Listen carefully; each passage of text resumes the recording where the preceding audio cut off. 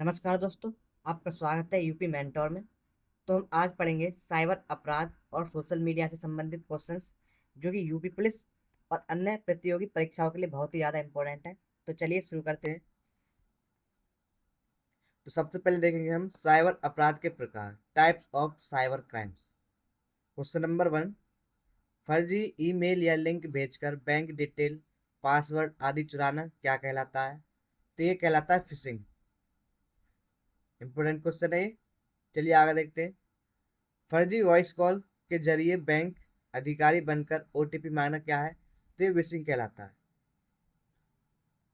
Mobile पर SMS के जरिए खतरनाक लिंक भेजकर धोखाधड़ी करना क्या कहलाता है? तो ये स्मिशिंग कहलाएगा, क्योंकि ये मैसेज के द्वारा किया जा रहा है। ठीक है, स्मिशिंग।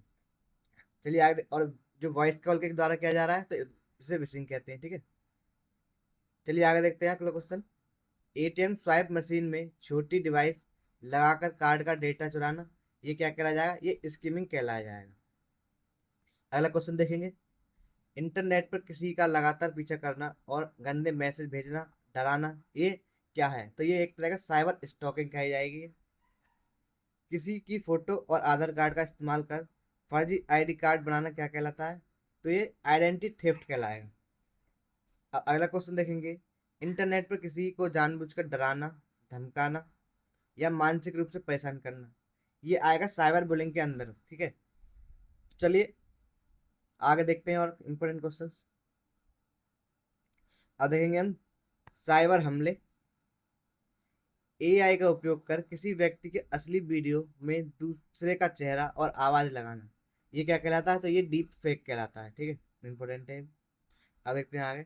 हजारों हैक किए गए कंप्यूटर से सर्वर पर भारी ट्रैफिक भेजकर वेबसाइट को क्रैश कर देना, तो ये क्या कहलाता है?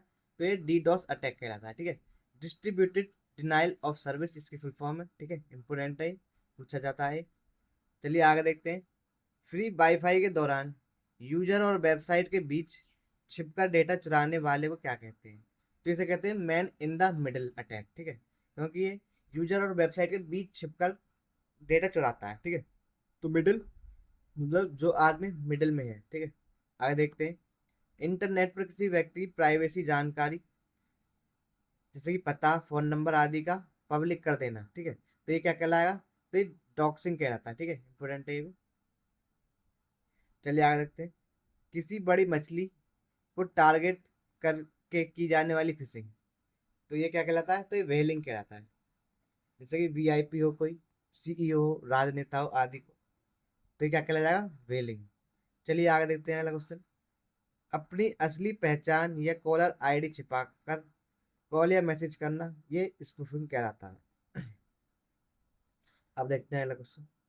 किसी वेबसाइट के लॉगिन पेज पर खतरनाक कोड डालकर पासवर्ड चुराना, तो ये कहलाएगा एसक्यूएल इंजेक्शन। ठीक है, तो चलिए आगे देखते हैं। तो वीडियो को लाइक कर देना वीडियो पसंद आ रही हो तो। अब देखते हैं खतरनाक सॉफ्टवेयर। खतरनाक सॉफ्टवेयर, ठीक है, मेलवेयर एंड थ्रेट्स। वह प्रोग्राम जो पेन ड्राइव फाइल के जरिए फैलता है, ये क्या कहलाता है? तो ये वायरस कहलाता है, और इंसानी मदद की जरूरत नहीं होती इसके लिए। ठीक है, अगला क्वेश्चन है। बिना इंसान की मदद के इंटरनेट के जरिए खुद की कॉपी बनाने वाला कीड़ा, ठीक है, वॉर्म, मतलब इसे वॉर्म कहते हैं। तो ये क्या वॉर्म है? ये क्या होता है? ये अपने ही खुद की, बिना किसी की मदद के सिस्टम में जाकर खुद की कॉपी बनाता रहता है। ठीक है, तो पूरे सिस्टम को भर देता है कॉपी बना बना के, जिससे क्या है, हमारा सिस्टम खराब होने लगता है। अगला क्वेश्चन देखते हैं। वह सॉफ्टवेयर जो किसी, ये देख रहा है? हाँ, वह सॉफ्टवेयर जो, ये इसे काट दीजिए। अगला क्वेश्चन देखेंगे। वह सॉफ्टवेयर जो उपयोगी दिखता है लेकिन कंप्यूटर में हैकर के लिए पीछे का दरवाजा खोल देता है, तो ये क्या कहलाता है? ये कहलाता है ट्रोजन हॉर्स। ठीक है, ये एक तरह का छुपा रुस्तम सॉफ्टवेयर होता है, जो हमें दिखेगा कि ये उपयोगी है, लेकिन अंदर से ये क्या होता है? ये हार्मफुल होता है हमारे सिस्टम के लिए। चलिए अगला क्वेश्चन देखते हैं। कीबोर्ड पर दबाए गए हर बटन को रिकॉर्ड करने वाला जासूसी सॉफ्टवेयर कौन सा है? तो ये होता है की लॉगर। ठीक है, जो भी हम एक्टिविटी अपने कीबोर्ड पे करेंगे, जैसे कि हम किसी चीज़ का पासवर्ड डाल रहे हैं, तो वो क्या है, वो की लॉगर जो उस पर लगा होता है, स्पाई वेयर, ठीक है, ये उसको पता पड़ जाएगा जो हैकर होते हैं। कंप्यूटर फाइलें लॉक करके उसे खोलने के लिए क्रिप्टो करेंसी में फिरौती मांगने वाला, तो ये कौन सा होता है, तो रैंसम वेयर होता है, ठीक है। ये हमारे डाटा को लॉक कर देता है और फिर उस डाटा को अनलॉक करने के लिए हमसे फिरौती मांगता है, पैसे मांगता है इसमें, ठीक है। अब देखते हैं अगला क्वेश्चन। कंप्यूटर की जड़ में छिपकर हैकर को कंट्रोल देने वाला सॉफ्टवेयर जिसे एंटीवायरस भी ना पकड़ पाए, तो वो कौन सा कहलाता है, तो ये कहता है रूट किट, ठीक है। ये क्या करता है, ये कंप्यूटर की जड़ में छिप जाता है, मतलब रूट में, ठीक है। जड़ मतलब रूट में, तो रूट किट। अब देखते हैं अगला क्वेश्चन।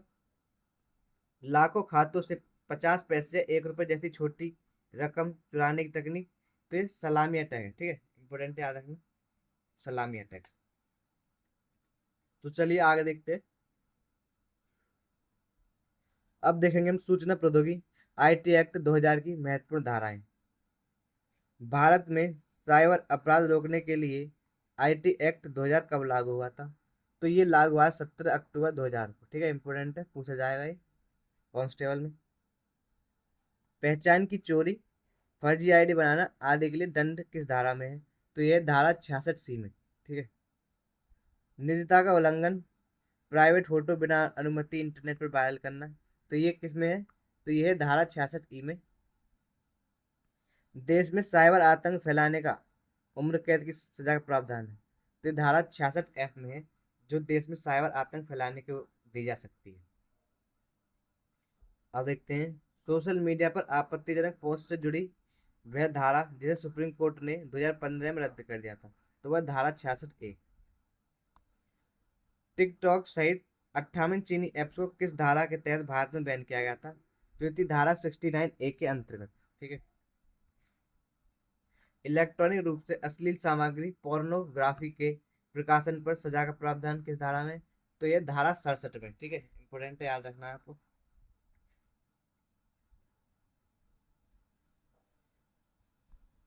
अब देखेंगे हम साइबर सुरक्षा एजेंसियां और बचाव।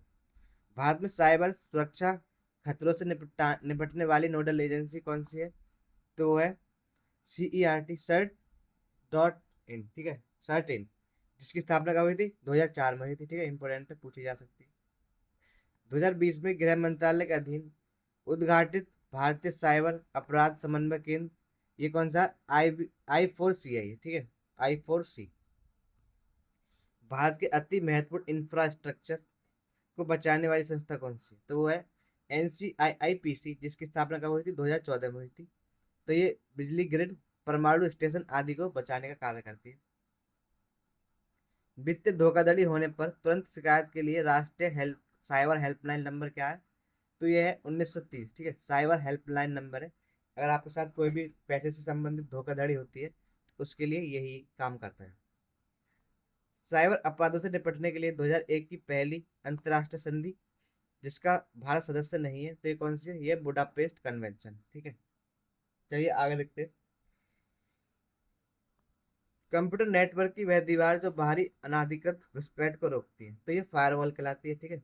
इसमें क्या, कोई भी जो मेलवेयर है, कोई भी सॉफ्टवेयर है, एंटीवायरस, ये एंटीवायरस की तरह कार्य करती है। और ये कोई भी जो मेलवेयर होता है वो हमारे सिस्टम में प्रवेश नहीं करता। वह सिस्टम जो पहचानता है कि वेबसाइट का उपयोग इंसान कर रहा है या कोई रोबोट कर रहा है, तो ये कैप्चा, ठीक है। हम जो कैप्चा भरते हैं, जैसे फॉर्म भरते हैं किसी का, तो इसके द्वारा ही पहचान होती है कि कोई सिस्टम, अगर कोई रोबोट चला रहा है या कोई इंसान चला रहा है, ठीक है। चलिए आगे देखते हैं, इंपॉर्टेंट क्वेश्चन है ये भी। अब देखेंगे हम सोशल मीडिया की स्थापना और संस्थापक। 2004 में मार्क जुकरबर्ग द्वारा स्थापित सोशल नेटवर्किंग प्लेटफॉर्म कौन सा था, तो वो था फेसबुक, जो कि शुरुआती नाम क्या था इसका, द फेसबुक था, ठीक है। अब देखते हैं आगे।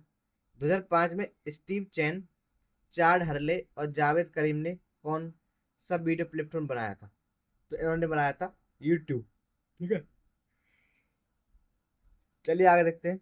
2006 में जैक डॉर्सी और उनके साथियों द्वारा स्थापित माइक्रो ब्लॉगिंग प्लेटफॉर्म बनाया गया, तो ये था ट्विटर, जिसका वर्तमान में नाम है एक्स, ठीक है। याद रखना है ये भी आपको। चलिए आगे देखते हैं। 2009 में ब्रायन एक्टन और जॉन कॉम द्वारा स्थापित इंस्टेंट मैसेजिंग ऐप कौन सा था, तो ये बनाया गया था व्हाट्सएप, ठीक है। किसने, ब्रायन एक्टन और जॉन कॉम द्वारा। चलिए आप देखते हैं। 2011 में केविन सिस्ट्रॉम और माइक क्राइगर द्वारा स्थापित फोटो वीडियो ऐप कौन सा था? तो ये था इंस्टाग्राम, ठीक है। 2001 में जिमी वेल्स और लैरी सैंगर द्वारा स्थापित दुनिया का सबसे बड़ा मुफ्त विश्वकोश कौन सा था? तो ये विकिपीडिया, ठीक है। इसमें हम बहुत सारी जानकारी इंटरनेट पे प्राप्त कर सकते हैं। चलिए आगे देखते हैं। अब देखते हैं फेसबुक और मेटा। फेसबुक ने आधिकारिक तौर पर अपना नाम बदलकर मेटा कब किया था? तो ये बस 2011 में फेसबुक ने अपना, जो पेरेंट कंपनी है फेसबुक की उसने अपना आधिकारिक नाम मेटा कर लिया है। फेसबुक द्वारा इंस्टाग्राम का अधिग्रहण $1 बिलियन में कब किया गया? तो ये 2012 में $1 बिलियन में खरीदा था इंस्टाग्राम को। फेसबुक द्वारा व्हाट्सएप का $19 बिलियन में अधिग्रहण कब किया गया? तो 2014 में फेसबुक खरीदा था। फिर है फेसबुक पर स्थानीय सामान बेचने खरीदने के लिए मार्केट प्लेस फीचर कब आया? तो ये आया 2016 में। अब देखते हैं मेटा ने ट्विटर एक्स को टक्कर देने के लिए 2023 में कौन सा ऐप लॉन्च किया? तो थ्रेड्स किया है। मेटा का अपना आर्टिफिशियल इंटेलिजेंस लैंग्वेज मॉडल कौन सा है? तो वो है लामा, ठीक है। इंपॉर्टेंट है, याद रखना। तो चलिए आगे देखते हैं। अब देखेंगे ट्विटर, जिसका नाम अब एक्स हो गया है, ठीक है। इससे जुड़े महत्वपूर्ण तथ्य। तो एलन मस्क ने ट्विटर को $44 बिलियन में खरीदकर एक नया नाम रखा, ठीक है। क्या है वो? एक्स। कितने में खरीदा? $44 बिलियन। ट्विटर की मशहूर नीली चिड़िया का नाम किस अमेरिकी बास्केटबॉल खिलाड़ी पर रखा गया था? तो ये थे लैरी द बर्ड के नाम पर। 2006 में जैक डॉर्सी द्वारा किया गया दुनिया का सबसे पहला ट्वीट कौन सा क्या था? तो उन्होंने ट्वीट किया था सबसे पहला, just setting up my Twitter, ठीक है। अब देखते हैं 2007 में ट्विटर पर विषयों को ग्रुप करने के लिए हैशटैग का सुझाव किसने दिया? तो ये क्रिस मैसोनी द्वारा हैशटैग का सुझाव दिया गया था ट्विटर को। अब देखते हैं अगला क्वेश्चन। 2017 में ट्विटर ने अपनी शब्द सीमा 140 अक्षर से बढ़ाकर कितनी कर दी थी? तो 280 अक्षर कर दिए, ठीक है।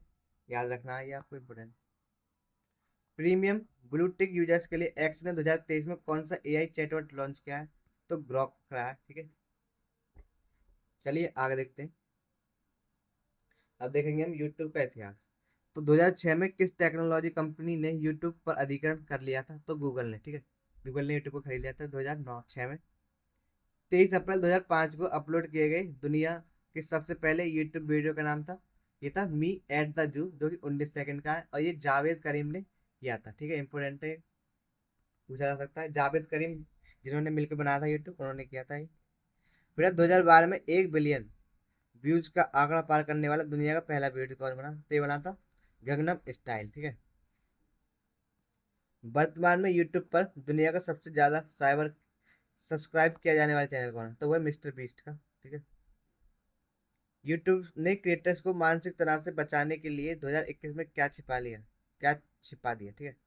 तो डिसलाइक की जो संख्या थी उसको 2021 में छिपा दिया गया यूट्यूब के द्वारा।